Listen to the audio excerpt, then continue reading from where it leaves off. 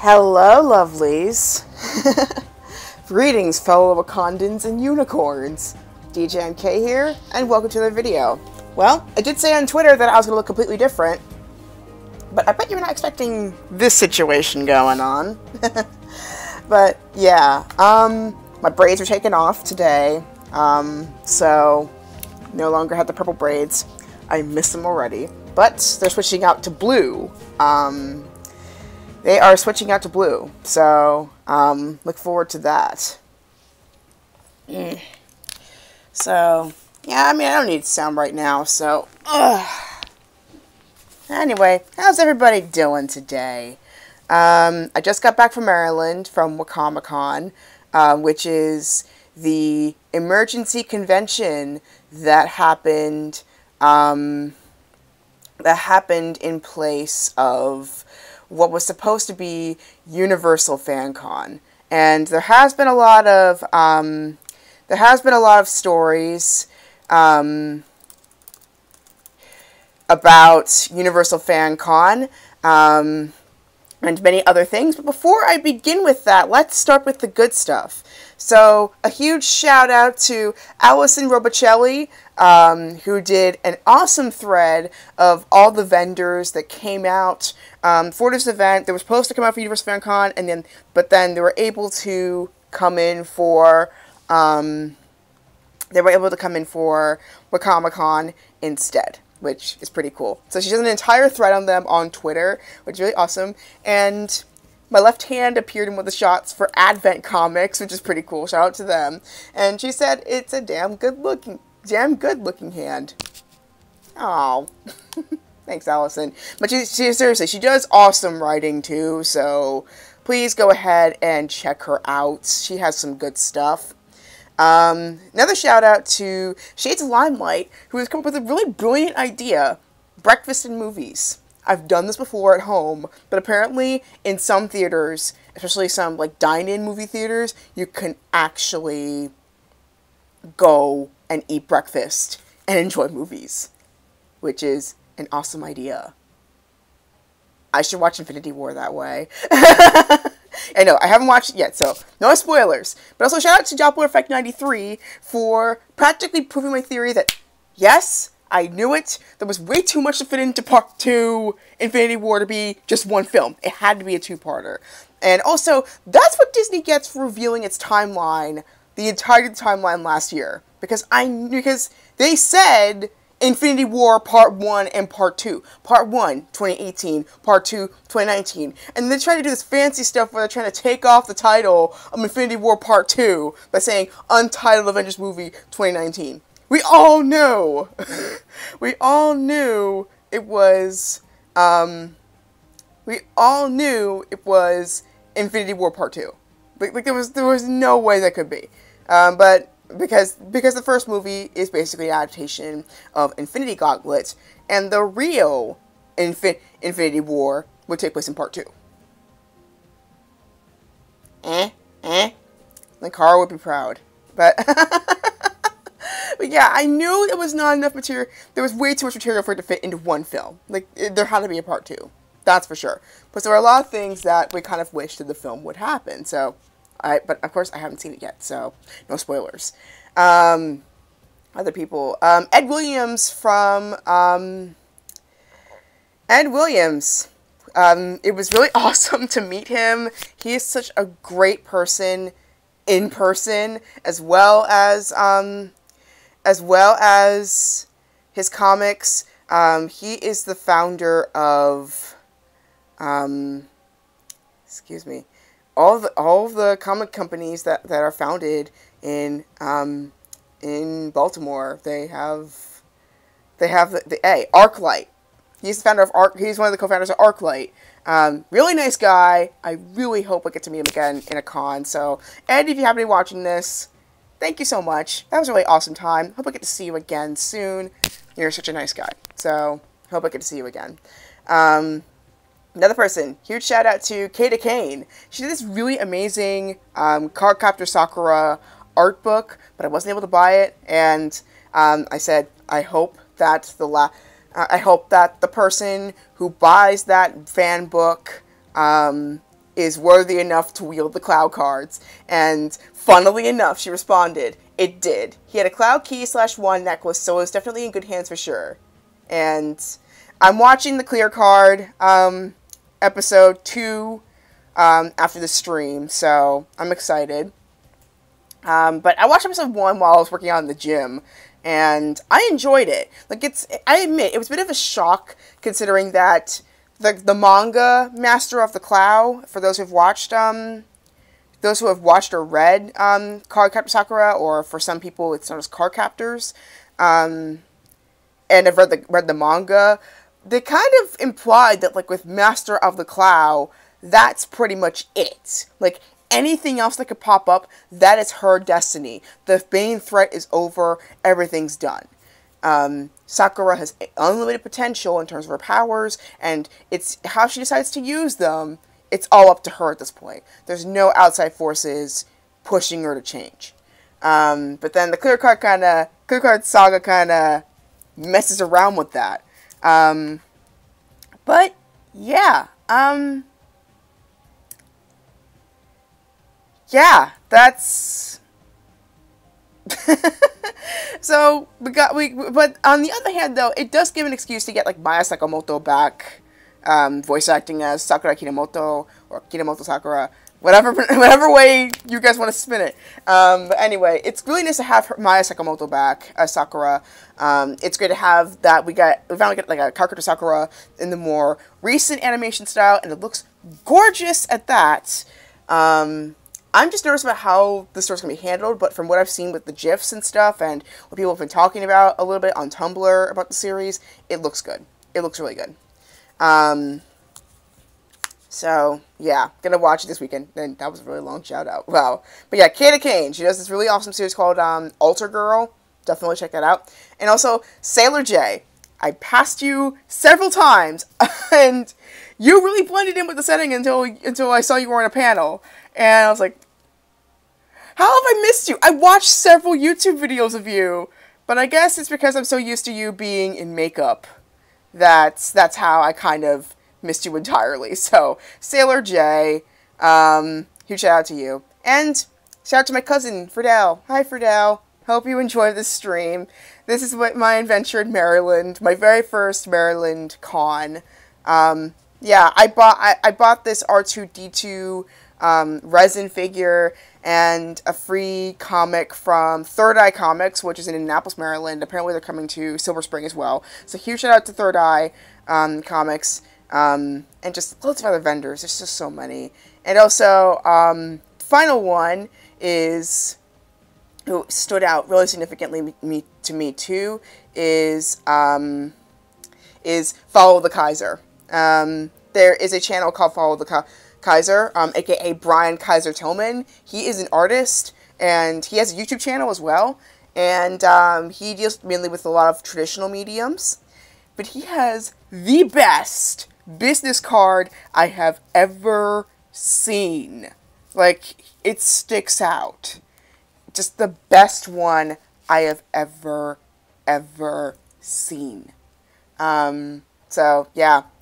Brian the Kaiser Tillman. Follow him. He also has this really great sketching challenge where if you complete an entire sketchbook, you get free art supplies, which is really sweet. It encourages artists to do what they want to do and get practice and have a community all at the same time.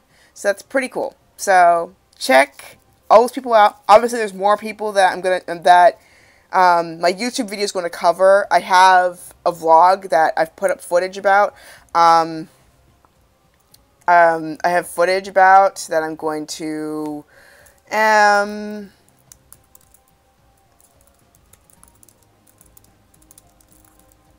okay, sorry. So, ooh. Oh my goodness. But yeah, anyway, feel free, for those who are watching live, feel free to put up some comments or questions or just things you want to ask me about the convention or just any other nerdy stuff in general. Otherwise, I'm going to get started with my talk about Wicomicon. So, Wicomicon was basically a response to the shocking cancellation that was Universal FanCon. So, as you all know, I was a Kickstarter backer for Universal FanCon. Thankfully, the amount was not that significant, but it was significant enough that it pretty much almost impacted me getting to Baltimore in the first place. So like many of you probably have heard, there were many, for years, ever since actually even I started streaming my radio show back on WVUD years back.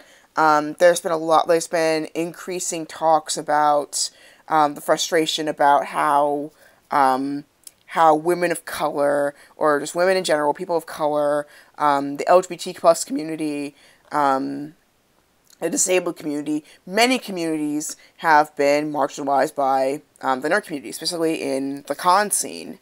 And most of the time, whenever there has been a response to that kind of, to those kinds of places where you experience some unwanted and rather unnecessary gatekeeping. I really hate the term gatekeeping, but that's the only way to describe it, really.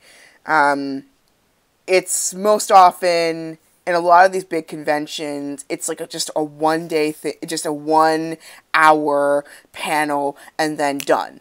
And then 3/4 of the time, unfortunately, it uses people that don't really know what the logistics of that kind of situation are all about. So, and I think, especially, there was, 1 year of SSXW, I think it was 2015 and 2016, that kind of spurred on, you know what, things need to change. We need to make a safe space. We need to make a safe convention. We need to make a welcoming community of people. And so, that, in essence, was supposed to be the idea of what Universal FanCon was supposed to be.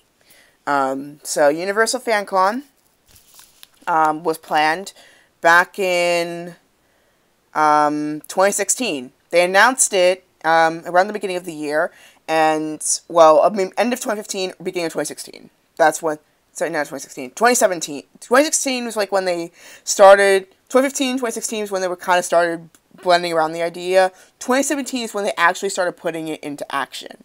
2017, they did the Kickstarter campaign. The Kickstarter campaign as well as promotions. You may have heard of some of my Mixler broadcasts about how that was going to go, and I was proud to back this. I was one of the early backers.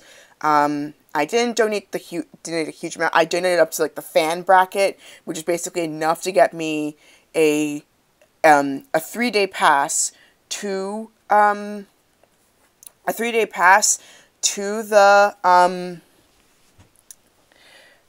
convention and a celebrity autograph. So, I think you still had to pay for a celebrity autograph, but that was a reduced rate for those who donated, or for those who who pre-ordered. They get the cheaper price for celebrity autographs and stuff. So I went around maybe 3 or 4 tiers down.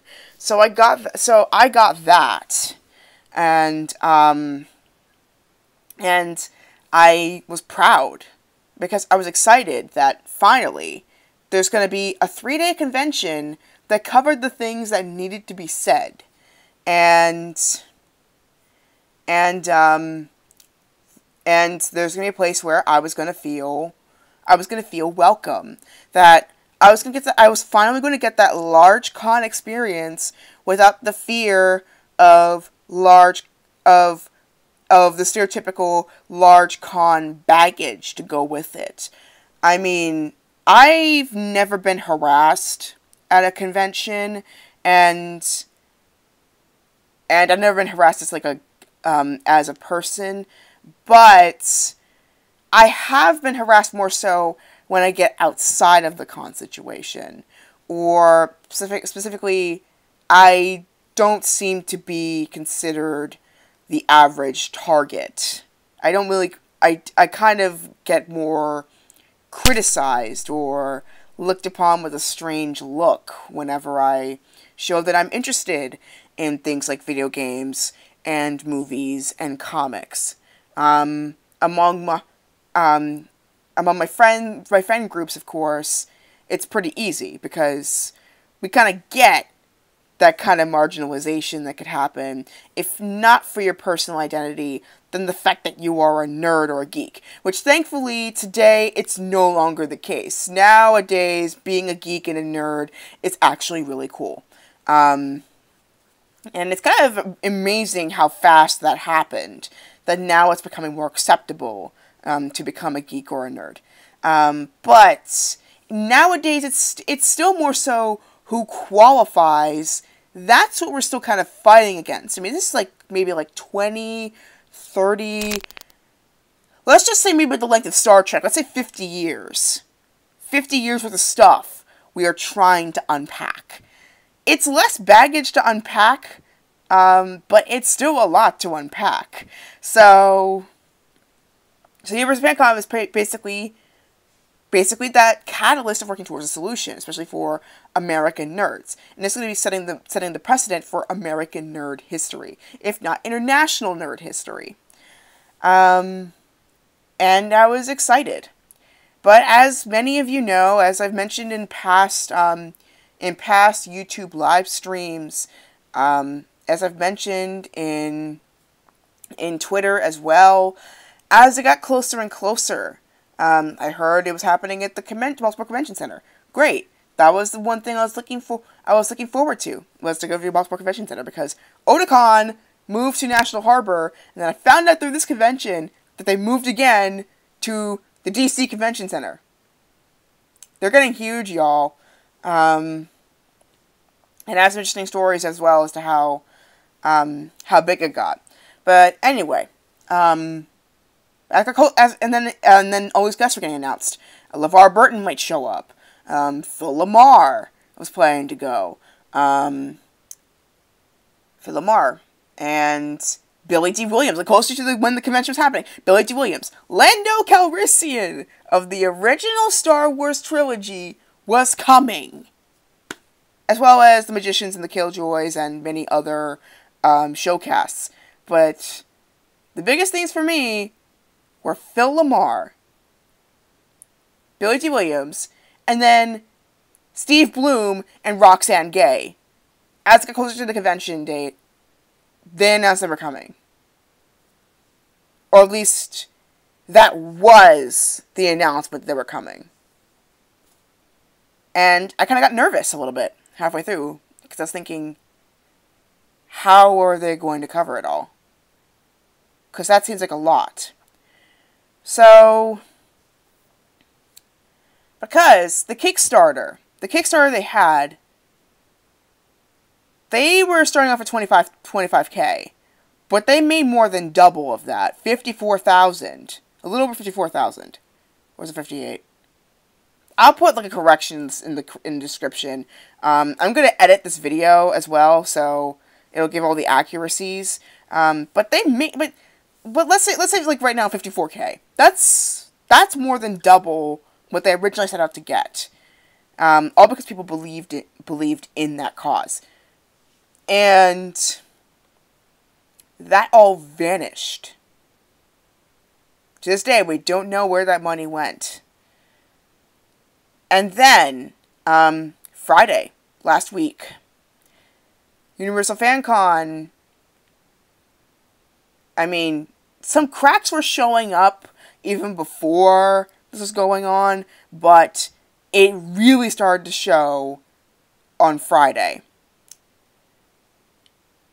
They announced that UFC, I'm gonna save myself space, UFC got postponed because they essentially ran out of money.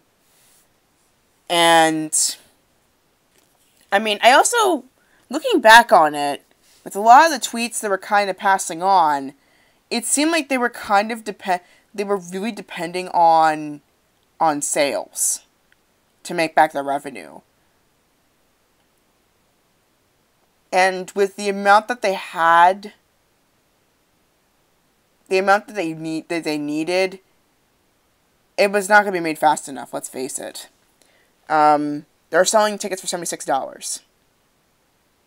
And then they started slashing the price in half, at least for Baltimore locals.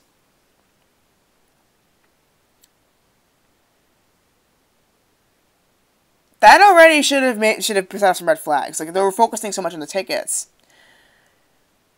And then Friday happened. Hotels started getting canceled. I had no idea because I had the smaller end of the package. I had enough to get a ticket, but not enough to get a hotel reserved for me. So that didn't matter too much to me because I was staying with my aunt, which I did do this weekend actually. So that didn't matter to me because I have a lot of relatives that live in the Baltimore, Silver Spring area. So staying didn't matter to me. But what did kind of concern me was how I found out of it being canceled. I came back home from my friend's high school production of Les Mis, and the first thing that pops up on my phone is Universal Fan Con got canceled. And I look at tweets and all the questions and all the fear, and I'm just like, and then I'm just a mess at that point, and it's like I don't know what to feel at this point. It's like, do I feel angry? I kind of in some ways feel like it wasn't right for me to feel angry since I donated something that I could easily make back. But I was angry at the fact that it wasn't going towards the thing that I wanted to go towards. It's the first time that, like, my wants kind of overcame my instincts in some ways. And then I think it was also just the shock of all that excitement, all that hope got deflated in about 10 seconds. But I think it was more so just the overwhelm of everybody else's shock and anger and sadness and confusion that, like, I think kind of ultimately shut me down for a week. For almost the entire week. I mean, I was already kind of feeling down a bit before the week kind of happened, before that day actually happened, and that kind of just added a bit more. It didn't exactly help, and all I was thinking was, what now? What do we do now?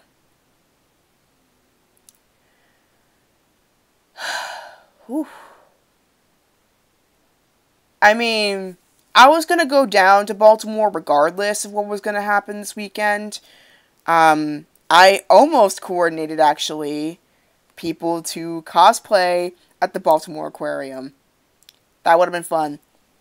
Be as colorful as the tropical fish, dressed up in your nerdy outerwear / your cosplay, and walk around the aquarium and just have fun and chat and maybe have some lunch afterwards at the mall next door, etc.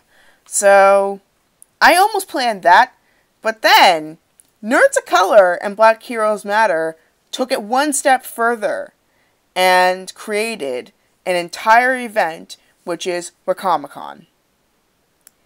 And so, this is where it leads to my experience at my very first Baltimore convention. Well, I admit, I wish the first one was Universal Fan Con or any equivalent to that. Or just at the BCC. I've had years to do that. It didn't happen. It doesn't matter. The fact is, I've been at my first convention in Baltimore, and I had a blast. So, my mom and I took the scenic route to Baltimore, and we drove almost 2 hours to 1100 Wicomicon Street, which is where the name Wicomicon comes from. And it's like one of those recently modified warehouse type of buildings. But the complex is massive. I can see why they picked it out. And I learned a lot from this convention. While Universal Fan Con was supposed to make history in one sense, I think this is also kind of a showing of, in a way, hubris, of trying to go too big too fast, and ultimately losing sight of what your personal mission is, and more importantly, from this convention and with the people that I've met, the importance of having a community in every sense of the word.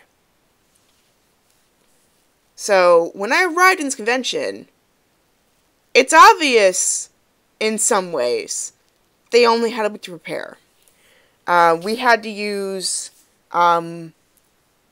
stamps, like, you know, the ones you get if you want to return to an event, you stamp your hand to get back in.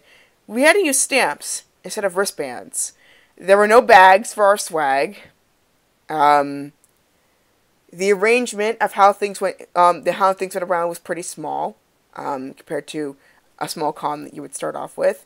Bunch of tables, Artist Alley in one area, a part of Artist Alley, and then all these panels in the other. Lots of echoing, because then again, the room is not very conducive to solid sound. And the other side of the room, which was not labeled, I think was where the anime screening room was. It's always they had only a week to prepare for this. But the stuff they did manage to do in that week was impressive. They pinned down a venue. They got all the vendors set up. They had guest speakers and food. Even if you didn't feel like eating at the con, there were plenty of local options that they recommended.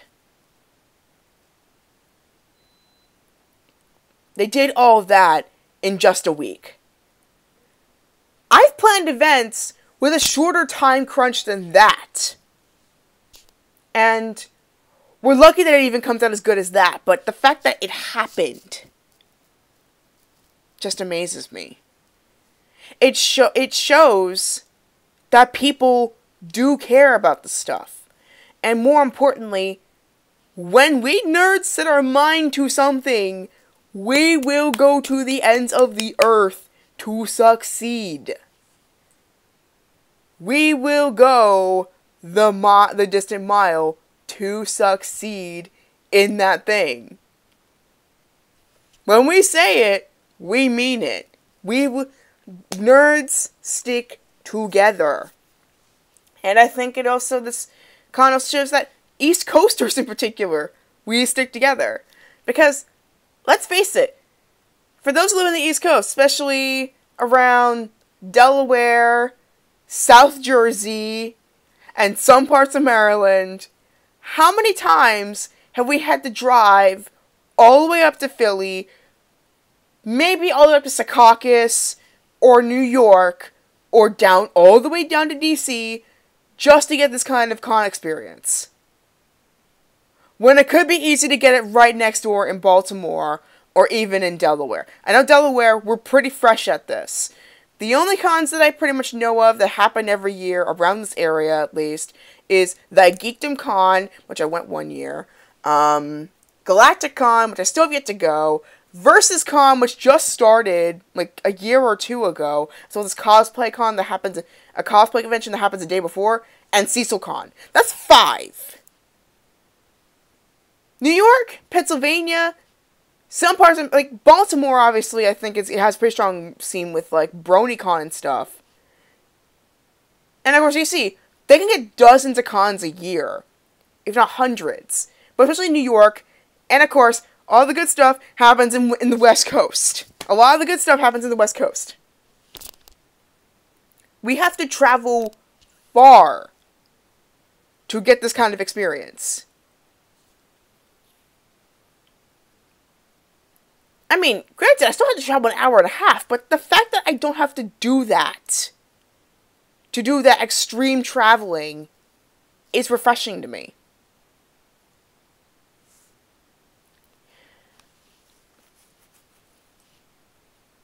But I think more importantly, the fact that we don't have to travel so far in terms of that kind of community is amazing to me. And I think that's the key word of this, is community. Because that's what I kind of got from this entire experience. I do apologize with the YouTube video that I'm going to upload. It barely has shots of the artist alley.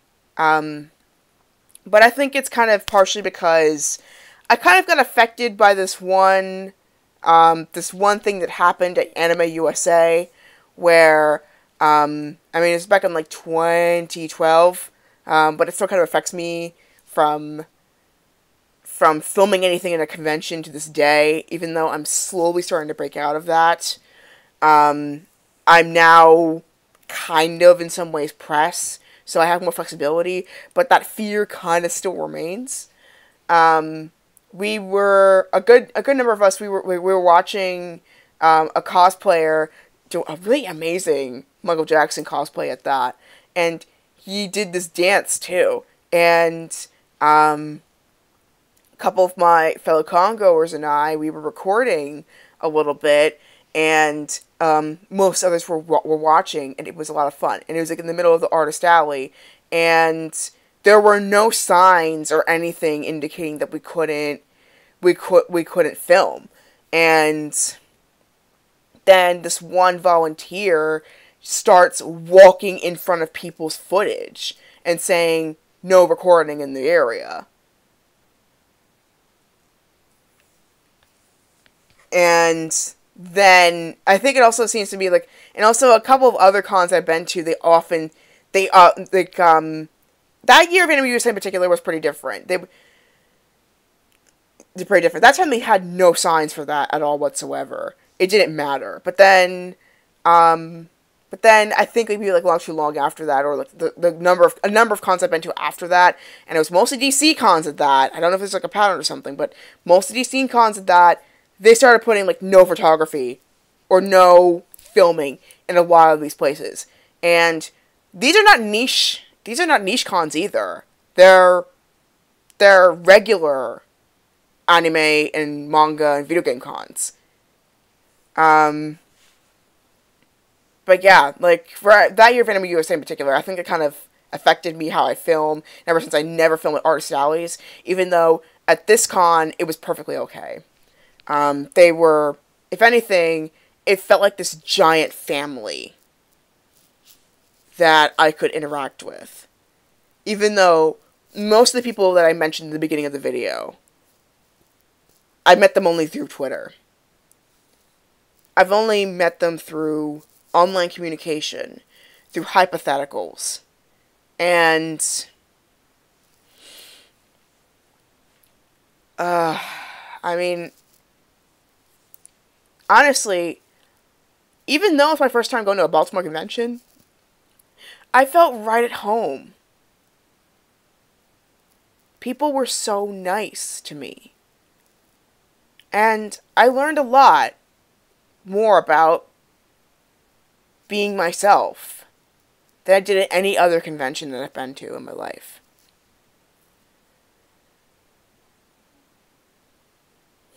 And it also kind of taught me in some ways how not to run a con and how to run a con. Especially with that kind of time crunch. There are so many ways how not to run a con. Financials are one thing. Don't go over what you don't have.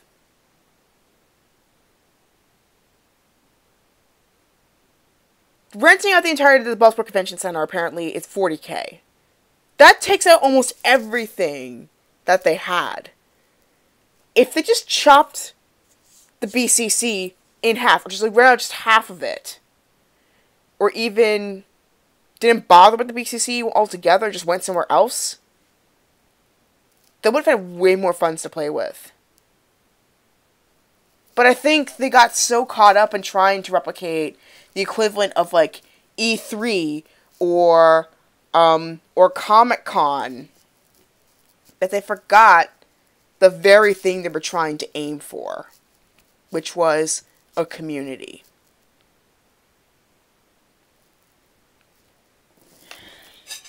Regardless of who did it or what is it, whether it's a scam or otherwise, that was the main crux of the matter. They went too high, too fast. And more importantly, they were not in touch with the very community that they wanted to get in touch with, which was East Coasters. Apparently, a lot of the organizers never bothered getting in touch with any of the local businesses or any of the locals who were willing to help out. And that's another red flag that kind of popped up for me as well on Twitter, is that a lot of the talk just before the cancellation, thinking about it now, you probably might be able to find it as well online, a lot of the talk leans towards corporate sponsors rather than local ones. Because I think if the local ones they would have had plenty. I mean, this was put up in a matter of days, and they had loads of locals come out. ArcLight, just so many, like ArcLight, Breaking Bread, a number of restaurants chipped in, a couple of local tea and coffee places jumped in. Loads of people jumped in on this. If they asked the locals, they wouldn't have minded. Or, if they needed to do a round 2, all they needed to say was, like, earlier in the year, we don't have enough funds, we need a round 2 on this funding. Or just cut it down. Just cut down the size. Or, I think the biggest thing that we kind of come across with a lot of these online scandals is, why not just be open from the get-go? Granted, you might get a little flack within the first few minutes, but at least you know now what the situation is, and you're actually doing something about it.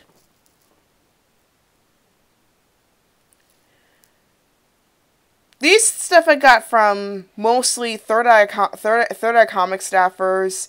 The fact that Wicomicon reached out to the community, she was grateful for, and I'm grateful for, because there are a lot of people now that I otherwise never would have met in person, or others would not have known had it not been for being in touch with the local community. And I heard from stories as well that a lot of these cons did not start off as huge things. They took their time to do it. Like Otakon, very famous example. Met this woman who has been at Otakon since the get-go. Very first time they had Otakon, they had like about 150 attendees, maybe 115. I forget what the number was, but it was around the hundreds, regardless. That's back in the 90s. Now, I think, like 20 years later, they get as many as like 29 to 30,000 a year. And they moved to DC just this year. And 2 years ago, they were in National Harbor, but even that place is not enough. And the numbers are still climbing. That took decades to do. You can't expect that kind of size in just one year. Unless you trust that they will back you up to fulfill those numbers. Another person I came across on Twitter mentioned a convention in Toronto. It started off with a couple of vendors and a parking lot. Now he rents out hotels, and the con is still free. I hope I'm running a con someday, in Delaware, as well as maybe one abroad. And this experience taught me the values of knowing your audience, but more importantly, knowing your community. Because nerd communities especially, they will run to bat for you if you understand them. And I felt understood in this place. The con was small, but the community space felt very, very big. And I'm glad I went. So, fun stuff that I did. Let's see. So, I chatted with one of the managers of Third Alcoholics for like a good half hour. That was really fun. And then I kept passing Sailor J so many times in the convention. I didn't realize that was her until I looked on Twitter, because I'm so used to her, like, her eyeliner and her on-point makeup on her YouTube videos, and the really snarky Pisces commentary. So it felt really strange that I did not recognize her right away until I saw her, like, because she was chatting a lot with other con goers at the time. She was very active walking around. So it kind of surprised me that I passed her 5 or 6 times in that one convention. I didn't see her once. I didn't, like, recognize her once until afterwards. I was like, oh my gosh, I could have met a fellow YouTuber. Darn it. Oh well. Well, Sailor J, if you happen to see this video, I know I'm very unlikely because I'm very tiny, but hello. I'm a big fan of your work, and thank you for coming to Baltimore. Please charm us with your presence again next year, if we happen to have this next year. I hope there is. But yeah, Sailor J came around. She did a panel, though I missed that. So that might have been the other thing. So walked around Artist Alley for quite some time. I chatted with a couple of local comic studios. ArcLight I've known for a year, thanks to April's tweets and Rebecca Theodore's tweets too about POC jobs and companies. And ArcLight I've followed for quite some time, and the plots are really inspiring. And I met one of the comic writers as well. One hero. I think his name was Solace. Yeah, his hero name is Solace, and he is a wheelchair user who is also a licensed psychologist, which is a really cool backstory. And the writer said that he modeled the character after himself and his brother, and just it was clear that all these people had passion for what they do, and they loved it. Sorry, I'm still really like recovering from the squee, to say the least. And then I met Ed Williams. Ed Williams, I've tweeted with several times online, and it was great to put the name to the face. And we hugged, and we took a selfie, and we chatted about ArcLight, how we started it, and then around the same day, he actually put a Twitter story on how he started ArcLight. And the story just hits you right here, because I understood entirely where he was coming from. People thought I was strange that, like, I'm a big fan of things like Sailor Moon and Dragon Ball Z and Japanese properties, when for most of the characters, they don't really look like me. And it's just like, no, it's because I like these characters as what I aspire to be, not because they don't look like me. And I think also the struggle of finding people that looks like me as a hero, I think it did leave a mark. I mean, even though I did accept people as they were, finding people that looked just like me was a frustrating search. Until recently. Now we see it everywhere. Black Panther has brought out into that Afro Samurai, Michiko to Hachin, though most people don't know that show. That was another one that was pretty key. A lot of shows nowadays, they're coming up now, that finally fill in the void that most of us have been carrying for a number of years, if not decades. That's finally being expressed now. And it's also, in turn, being expressed in our communities, too. That we support each other. And the fact that so many people came out to support each other, it really touched me.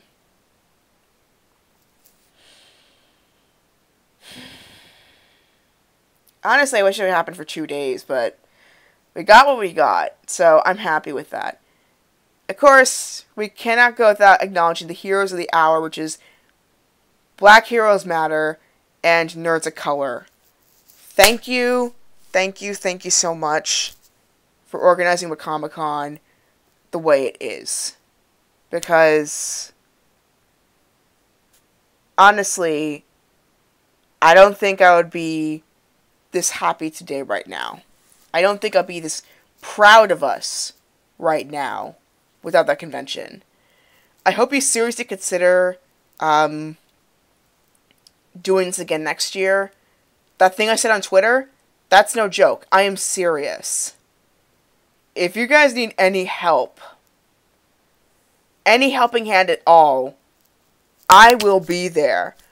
I may not be able to do much, but I'll still do something for you. Anything. So, feel free to call. And any of the vendors involved too. So, yeah, Wicomicon. Definitely an experience that I shall never, ever forget. So yeah. I'll take your questions now if anybody has any things you want to talk about. Because Wicomicon, it was pretty action-packed. There were like the Killjoys and the Magicians. They had a panel. They were doing 3D printed stuff. They were giving away comics. You could buy comics. We met a couple of African comic artists. One of which actually has a TV show too, which is pretty cool. From Lagos. I think it was like EXO. And then I think it was what it was called. A couple of them were entirely based in like African mythology and legends, and yeah, just quite a number of cool things. And there's even like an Asian artist who did this amazing amazing poster of banh mi. Like it looked so delicious. I wanted to eat it. Thank goodness I had lunch before then. So. And then there's another one that had these Deadpool cat plushies. I have all the cards of all of those vendors. And also, again, Allison did a Twitter chain of all the vendors that were there. She volunteered to do that, yet she got every single one, which is boss. So, thank you for doing that. And then there's also a masquerade ball happening in Maryland in September. So a cosplay masquerade ball. I think it's they call it the Cos Ball. I'll leave some links to that at some point during this video. But yeah, the Cos Ball, that was really cool. And then BlurredCon, which I've known since last year. Year 1 was last year. This year, it's their second year. It's happening in July in Hyatt Regency in Crystal City. I've been to Crystal City before, but not the Hyatt Regency, so that's pretty exciting. So I'm hoping to go for a couple of those. But yeah, Wicomicon happened, and then PhillyCon happened this Sunday too, but I wasn't there for that. And also another comic event happened on Sunday that also popped up because of Universal Fan Con. Maybe they had it planned before Universal Fan Con, which is why I didn't have as much press as compared to Universal Fan Con. But yeah, anyway, quite a number of good things have popped up because of this. A good number of people showed up because of this, and just just so many good people showed up. I'm just, to all the nerds that I met, to all the people that I've met, to all the people that have commented on this con, commented from this con, from Carisha Kent to Nikki Trufant Wade. I'm sorry I didn't get a chance to see you yesterday. To even Jermaine. Again, sorry I didn't get to see you yesterday either. But to all those people who have attended, who showed up, who planned, who commented, who supported, even by word of mouth, thank you. I hope we meet again next year. But yeah, I'll take questions. As long as it's not Infinity War related. I mean, I do have a few of my theories, but yeah, as long as it's not Infinity War related, I'm totally fine with that. In the meantime, I'm gonna play a game. I know I haven't touched this one in a while, which is Red String of Fate. We were pretty far along with it too, so let's get the music back up.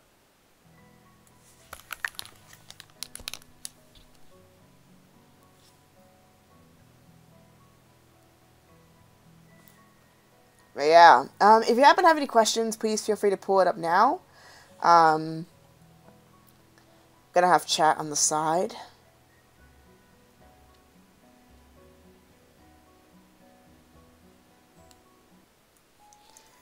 Oh yeah, the boyfriend question. So, he's not interested in me, or not like a relationship right now, or I have someone already. Not sure. So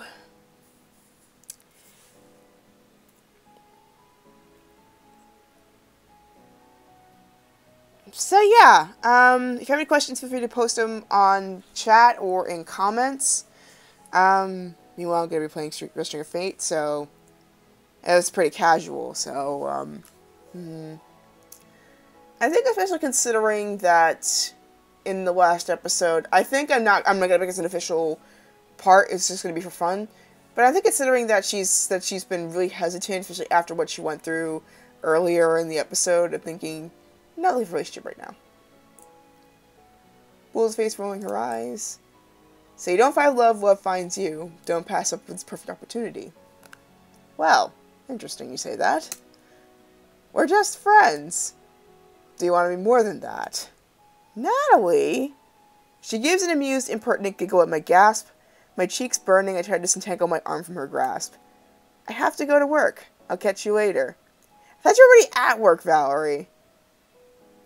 Surprisingly, she lets me escape, and I duck around the corner, trying to calm my racing heart. Thanks to Natalie's planting the seed in my head, now I can't help but wonder if Lucas really is romantically interested in me. Yeah, otherwise, I don't think that talk would have happened.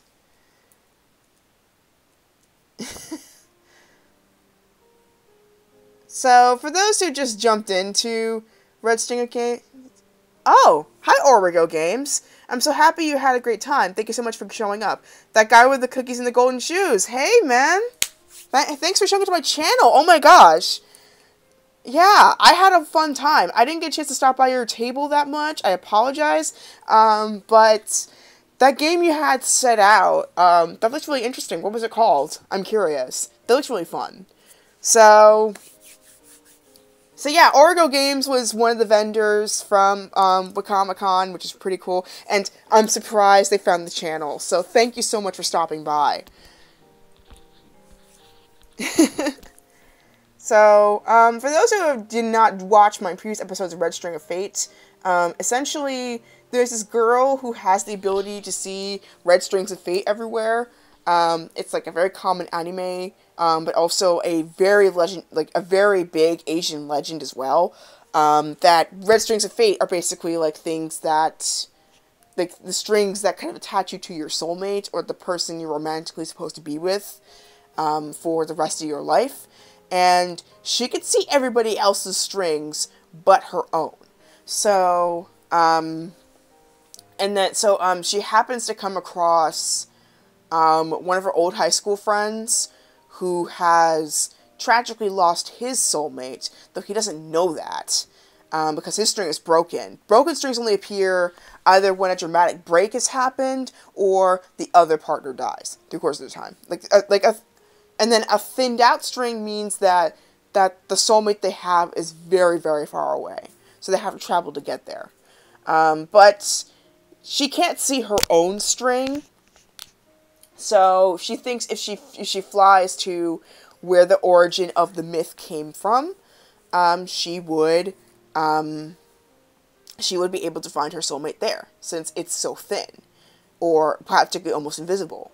And then she finds another guy, Luke, who also is able to see red strings, and who also has an invisible red string of fate himself. And every single person has a red string, according to the legend. But Luke's theory is kind of more tragic. He's really he's pretty much like an anti-romantic person. He thinks that his and the protagonist, I forget the protagonist's name, unfortunately,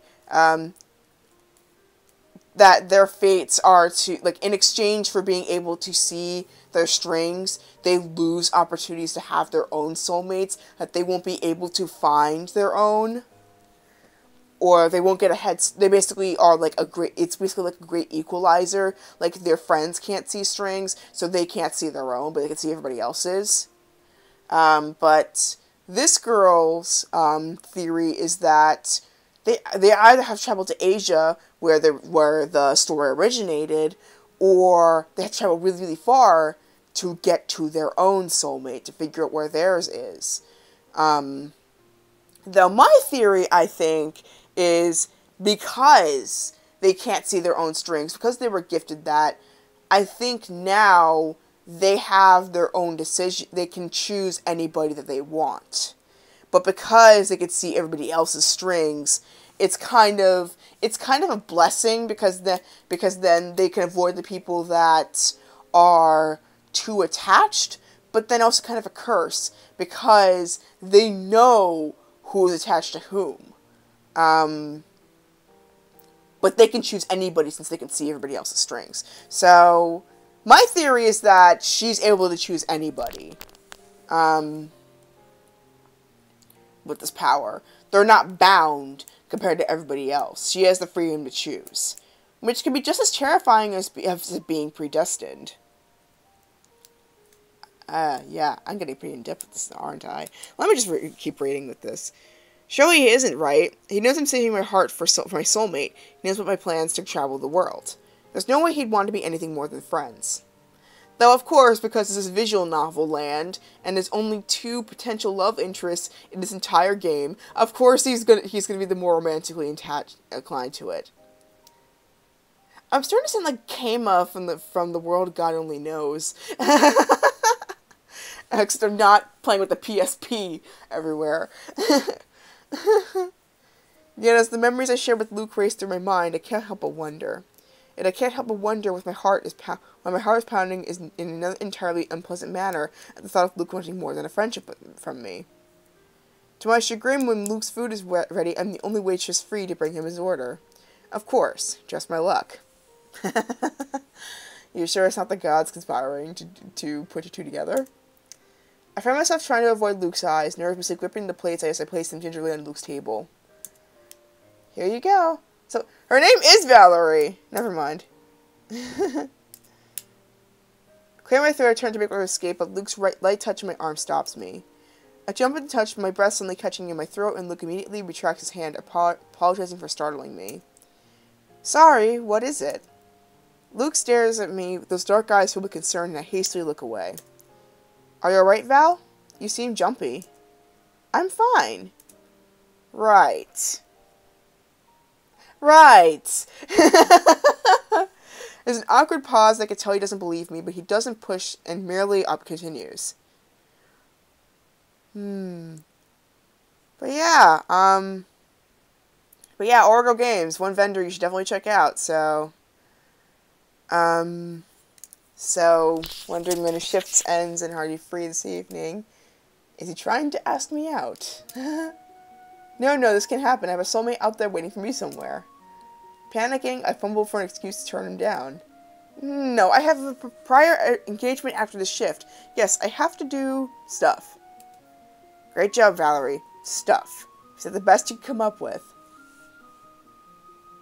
The other part you could have said was doctor's appointment, but then again, I think they would have pulled even more questions. Or, I'm going out with another set of friends. Or, I have homework. Homework is the easiest one she could have pulled. Looks at three dubious looks where my relief he doesn't call me out on my obvious lie. I see. If you're busy, then never mind. I'm sorry to bother you. I'll text you later and we could arrange a different time then. I forced the words out of my mouth. For what? You don't remember? My baffled look, Luke continues to explain.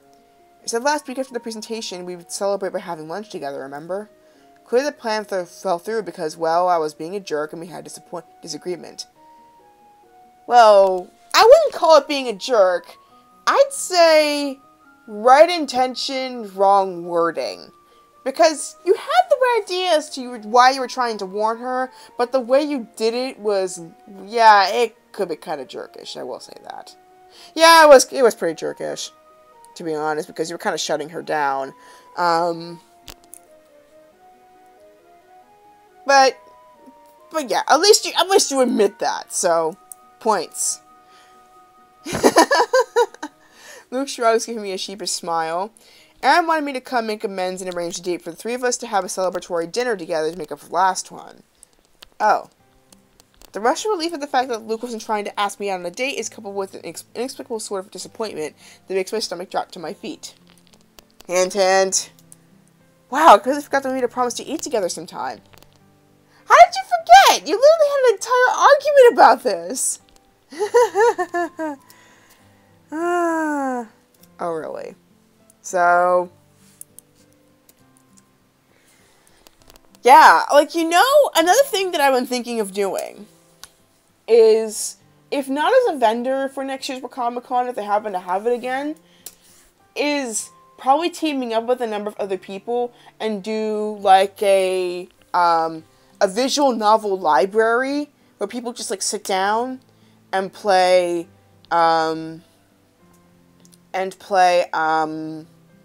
visual novels. There's a similar thing that happens in, I believe in E3, actually, that they now put up an entire visual novel library. It also would be kind of fun to have, like, a VR library as well, because now VR is starting to become a very common thing. I did my very first experience of VR at CISOCon, and now that I know what to expect, I'm excited to try it out some more in the future.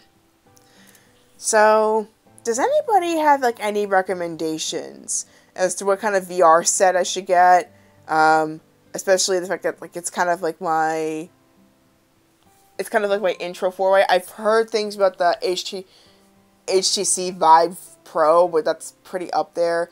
I don't know if Oculus still exists, but I know that's another one that's popped up. And then, of course, if you want to go really cheap, there's also Google Cardboard and Samsung. But what would you recommend that I start with first? Especially for those who are more introductory. I'm curious.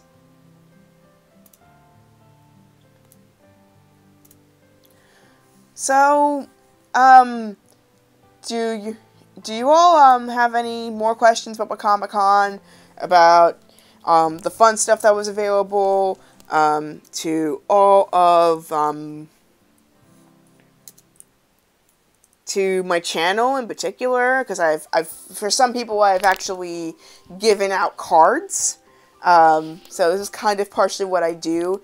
Sometimes I chat. Sometimes I play games like these. So far, it's mostly been visual novels, but I'm saving up to not only get back to my radio show. For those who have my business card, again,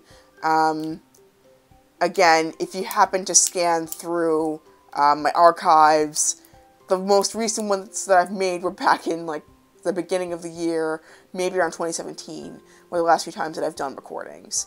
And that's because Mixler recently at least with like their desktop application, they've recently put it behind a paywall. So I can't stream anymore of what I used to do unless I pay about $20 a month. So I'm saving up for that, as well as getting a proper vlogging camera and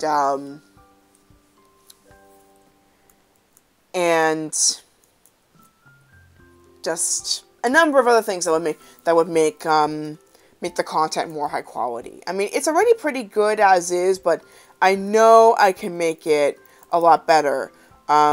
With making the game choices better. Well, obviously I'm still focusing on the delivery, but the live streams are giving me plenty of good practice and editing. So, yeah. So, I'm 5% of the way there. I am 5% of the way there. So it's not like it's like the end of the world. It's just slow going. I'm going to paste the link to my Ko-fi page. I will be blunt. I'm not the best at self-promo. I'm not the best at self-promo, but I am learning to be honest about my situation and make the best of what I already have.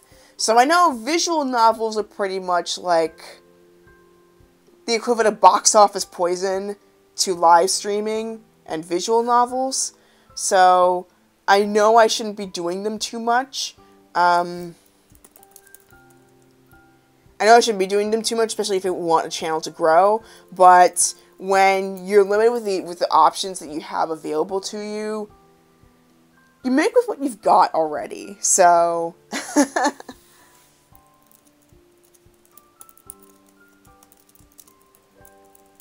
alright, I'm gonna...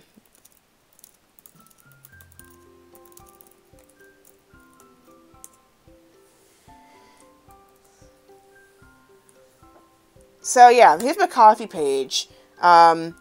And the best part about Ko-fi is that for those smaller creators, kind of like myself, who feel like they're not big enough for Patreon, even though Patreon's more well known, this is another option you could use. And the best part is that it doesn't have to be like a monthly commitment. All you have to do is you could do just one and done. It's like one coffee is only $3, or you could just, excuse me. You could do like a one and done thing, or you could just do it once per month. So you have plenty of options there, and bare minimum is just $3. That's it. Patreon, I think it works better when you actually know what you're aiming for, and you have the traffic that would fulfill that job, and you have exactly what you want to give back, and you have enough skills and stuff to give back. And therein lies my problem with why I can't use Patreon, is because I feel like I don't have enough to give back just yet. I'm still learning this business thing. I'm still trying to grow this channel. This channel has gotten a lot bigger. It's gotten a lot bigger lately. I have right now 10 subscribers. 4 of them I gained just this year alone. The fact that I have subscribers really just impresses me. And then, in terms of Twitch subscribers, though I think here they're called followers, I have 3 followers, and I follow about 5 people, mostly through a community base. So, yeah, I'm still very new to streaming.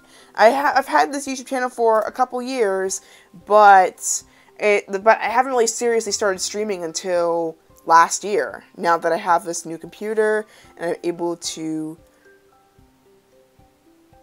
talk. I'm able to talk about these games, I'm able to play games with you, have company. It's just great.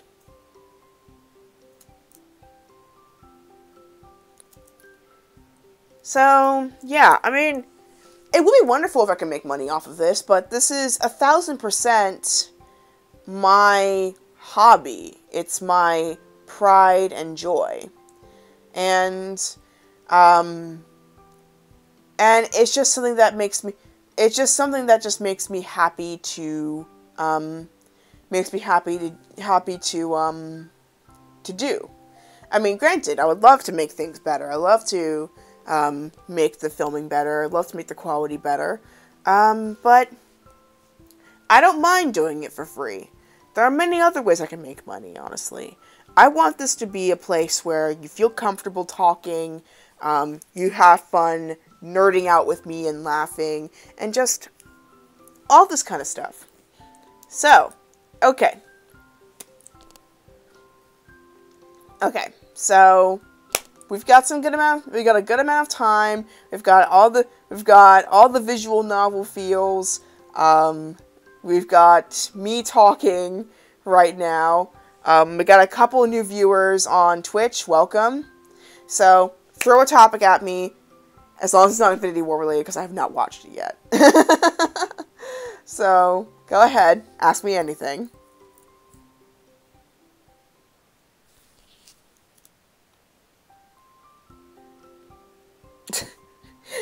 That is really funny wording. I can't very well tell him that I was daydreaming about reuniting with my pillow. Oh.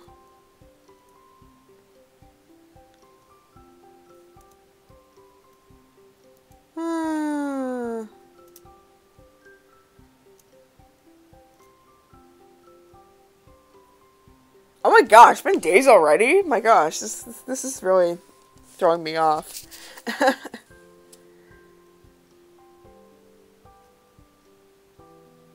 Uh-oh. Yep. Valerie, you're working too hard. Yeah, that's the same as forgetting, Valerie!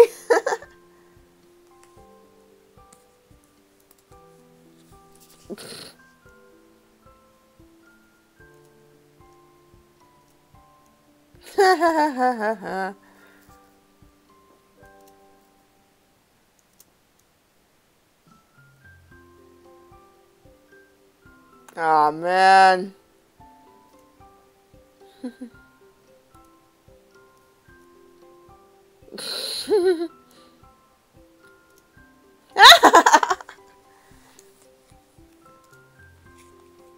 Aha. Alright. So, TV shows that I feel like I need to catch up on. So, I know there's the Magicians. I need to catch up on that. There's just way too many shows. That's the problem. Razia Sultan, I got a couple of episodes down. I had a couple of episodes down this weekend, on the way over to Baltimore. And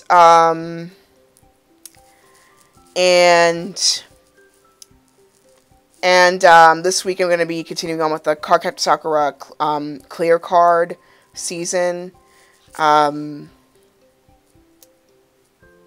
Basically, the cloud cards, for some strange reason, they turn transparent, and so they kind of have like the equivalent, once again, of the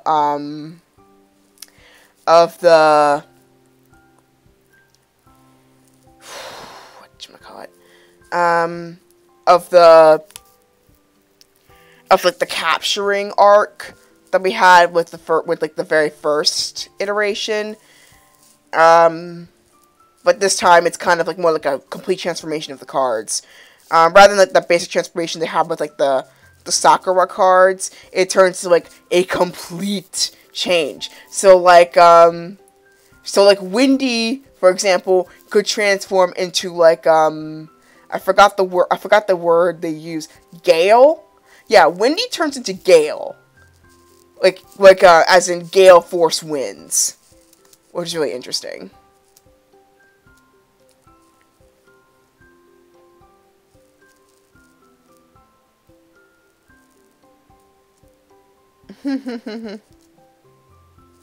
So, that's pretty cool.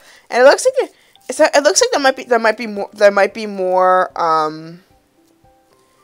it looks like there might be more there might be more cars with the season compared to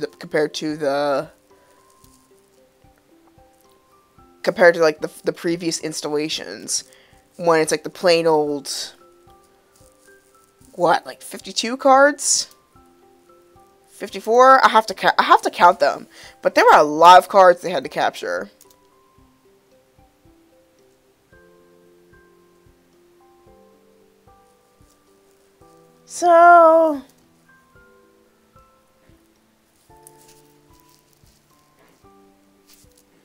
So anyway, so Kakadu Sakura, Magicians, Razia Sultan.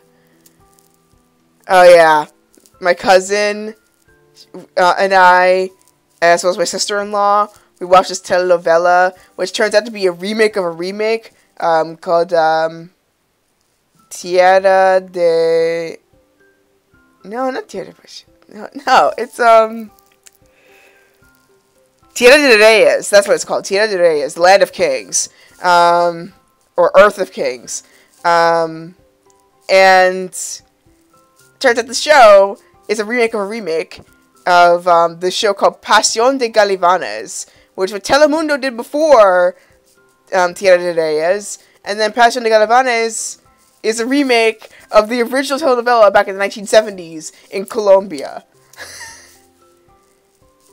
It is ridiculous, but we still kind of enjoyed it though. It stars it stars Aaron Diaz, like Keito de Castillo as, yes, La Reina del Sur, meeting El Chapo, Keito Castillo's ex-husband. So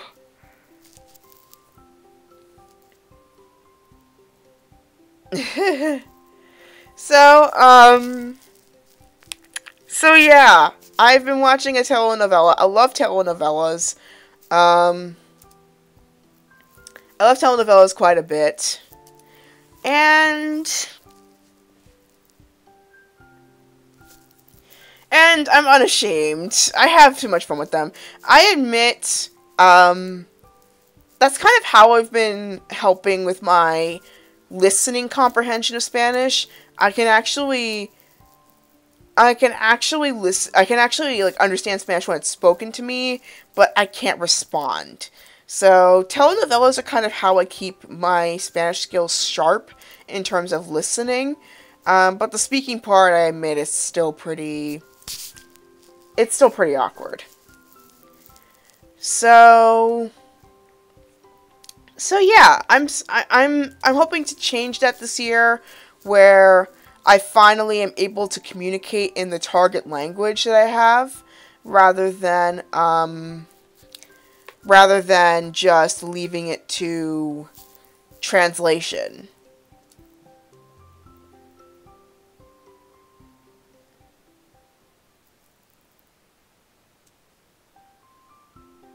So yeah, so that's my goal this year. To be able to communicate and listen as well. Reading and writing, it's not that hard. It's not that hard for me. But reading and writing, it's not that hard for me. But when it comes to communication, that's where it gets kind of tricky. So I'm hoping to change all that when I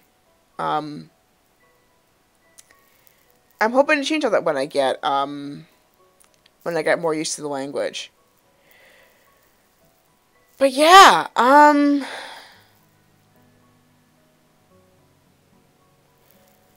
so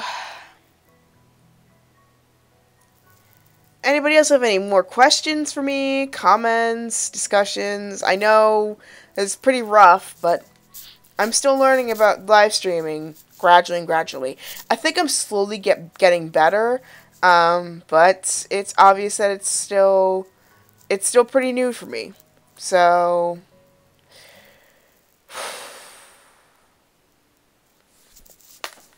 yeah. Any last discussions, questions, comments, etc.?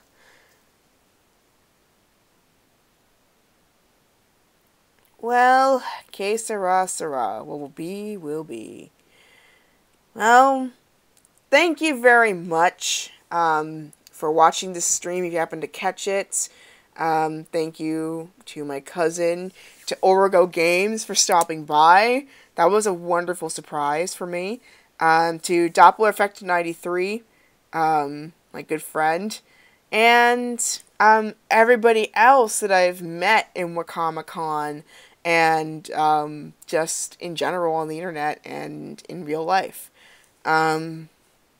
So, thank you so much for watching this channel. So, feel free to donate to my Ko-fi page.